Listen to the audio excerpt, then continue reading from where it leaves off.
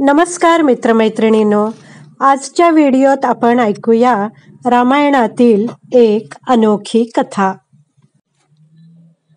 हनुमंताची प्रखर रामभक्ती सर्व जगाला ठाऊकच आहे आणि भक्ती कशी असावी याचं हनुमंत हे मूर्तिमंत उदाहरण आहे. लक्ष्मणाची रामभक्ती ही अशीच अद्भुत होती. लक्ष्मणाच्या उल्लेखाशिवाय रामायण अपूर्ण असेल. सीतेसह वर्तमान अयोध्येत परतल्यानंतर एकदा अगस्त्य मुनी श्रीरामांना भेटण्यासाठी म्हणून अयोध्येत आले. त्यांचे यथायोग्य स्वागत केल्यानंतर गप्पांच्या ओघात लंका युद्धाचा विषय आला. रामायणातील लोकांना फारसं माहीत नसलेलं सत्य ह्या कथेमध्ये सांगितलं गेलं आहे. केवळ आणि केवळ लक्ष्मणच मेघनादचा संहार करू शकणार होता. त्यामागे अनेक कारणं सांगितली जातात. भगवान श्रीराम यांनी स्वतः रावण, कुंभकर्ण यांसारख्या अतिशय शूर योद्ध्यांचा आणि लक्ष्मणानेही इंद्रजित आणि इतर महाकाय आणि अतिशय शक्तिशाली असुरांचा रणांगणात कसा संहार केला हे सांगू लागले. यावर अगस्त्य मुनी म्हणाले, हे श्रीरामा, रावण आणि कुंभकर्ण हे अतिशय शूर आणि पराक्रमी योद्धे होते, यात कुठलीही शंका नाही. पण असुरांमधील सर्वात अधिक वीर असुर हा तर मेघनादच होता. त्याने अंतरिक्षात स्थिर राहून इंद्राशी युद्ध केलं होतं आणि त्या युद्धात इंद्राचा प्रचंड पराजय करून त्याच्या मुसक्या बांधून इंद्रजिताने त्याला लंकेला आणलं होतं. ब्रह्मदेवाने इंद्रजिताकडे त्याने हरण करून आणलेल्या इंद्राचे दान मागितले, तेव्हा कुठे इंद्राची मुक्तता झाली होती. या अतिशूर असुराचा वध लक्ष्मणाने केला म्हणूनच मी लक्ष्मणाला सर्वात मोठा योद्धा समजतो. अगस्त्य मुनींचे हे बोलणे ऐकून श्रीरामांना खूप आश्चर्य वाटले.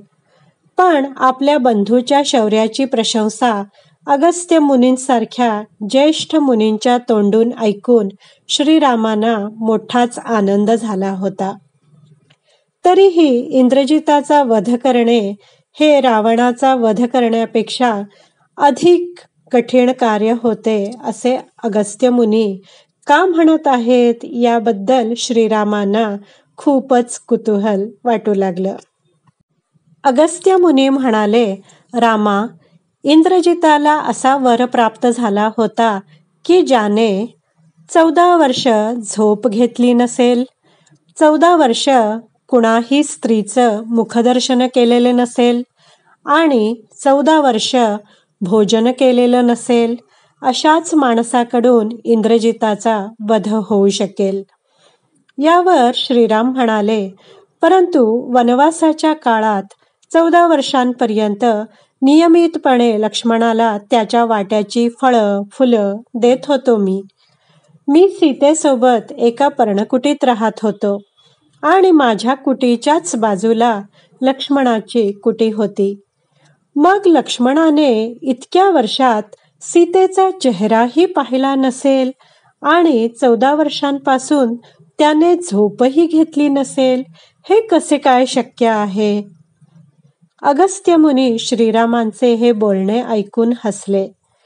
प्रभू रामचंद्रांपासून काही लपू शकणार नव्हतं. खरं तर सर्वच लोक श्रीरामापुरतेच गुणगान करीत असत.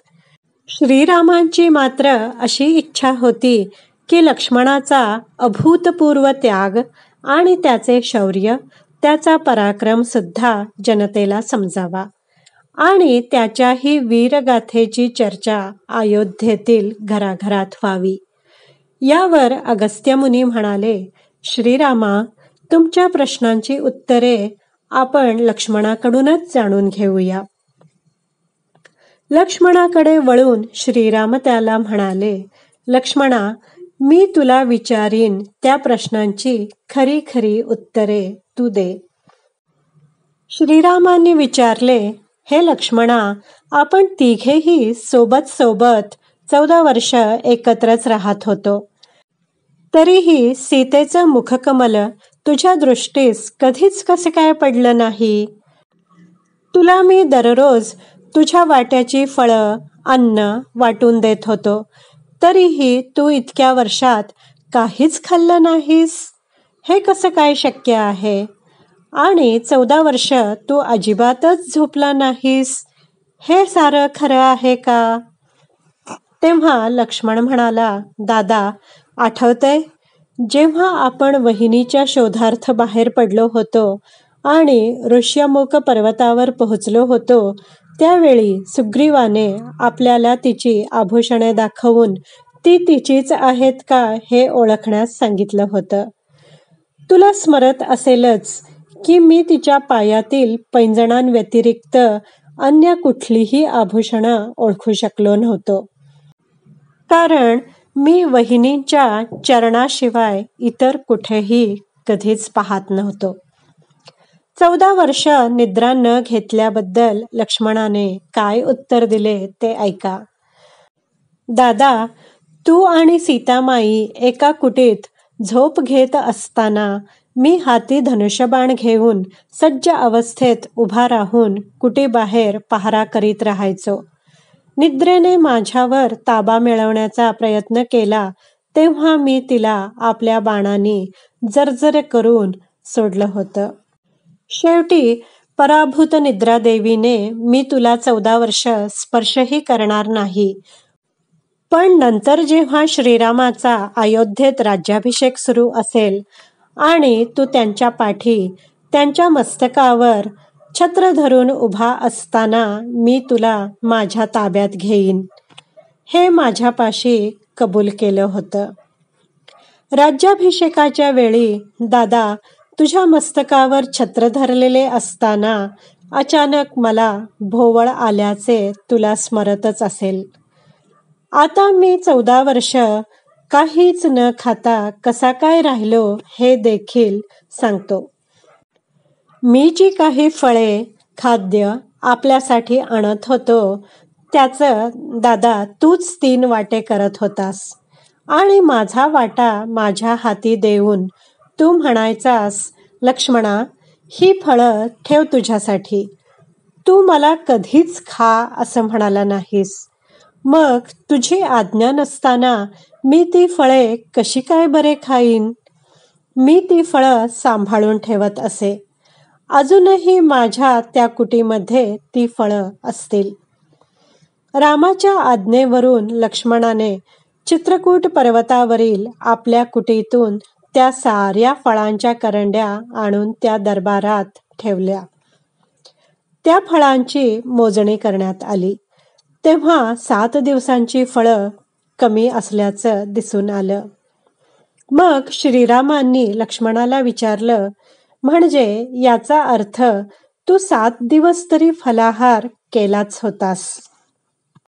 7 दिवसांची फळं कमी असण्याची कारणं लक्ष्मणाने सांगितली. तो म्हणाला, ह्या 7 दिवसात मी फळं आणूच शकलो नाही. ते 7 दिवस म्हणजे ज्या दिवशी राजा दशरथ यांचे निर्वाण झाले त्या दिवशी आपण कुणीच जेवलो नव्हतो. ज्या दिवशी सीतामाईंचं अपहरण रावणाने केले त्या दिवशी आपल्याला खाण्यासाठी फळं मी कशी बरं आणेन? ज्या दिवशी आपण सागराची प्रार्थना करून त्याला लंकेपर्यंत वाट मोकळी करण्यासाठी विनवलं होतं त्या दिवशीही मी फळं आणलेली नव्हती. दादा, ज्या दिवशी इंद्रजिताने तुला नागपाशाने जखडून ठेवल्यानंतर तू दिवसभर अचेतन होतास त्या दिवशीही मी फळं आणलेली नव्हती. ज्या दिवशी इंद्रजिताने मायावी सीतामाईची शस्त्राने हत्या केली होती त्या दिवशी दुःखाने आपल्याला खाण्याचीही शुद्ध नव्हती. ज्या दिवशी रावणाने आपल्या शक्तीचा माझ्यावर वापर केला त्या दिवशी मी अचेतन होतो आणि म्हणूनच मी काहीही खाण्याचा प्रश्नच नव्हता. रावणने मुझे शक्ती मारी. आणि ज्या दिवशी दादा तू रावणाचा वध केलास त्या दिवशीही मी फळं आणलेली नव्हती. या 7 दिवसात आम्हाला भोजन करण्याची शुद्धच नव्हती. विश्वामित्र मुनींकडून मी एक विशेष विद्या प्राप्त केली होती. काहीही न खाता जिवंत राहण्याची विद्या. ह्याच विद्येचा प्रयोग मी 14 वर्ष केला आणि इंद्रजिताला पराभूत करण्यासाठीच्या सर्व अटी माझ्या हातून पूर्ण झाल्या आणि म्हणूनच मी त्याला रणांगणात ठार करू शकलो. भगवान श्रीराम आज प्रथमच लक्ष्मणाने केलेल्या या विलक्षण तपस्येची कथा ऐकत होते. त्यांनी मोठ्या प्रेमाने लक्ष्मणाला आपल्या हृदयाशी धरलं आणि त्यांच्या डोळ्यांमधून अश्रू ओघळू लागले. श्रीराम जय राम जय जय राम. श्रीराम जय राम जय जय राम. श्रीराम जय राम जय जय राम. मित्रमैत्रिणींनो, कशी वाटली तुम्हाला ही रामायणातील अनोखी अद्भुत कथा? आवडली असल्यास लाईक करा, शेअर करा, कमेंट करा, माझ्या चॅनलला सबस्क्राईब करा. व्हिडिओ पाहिल्याबद्दल धन्यवाद.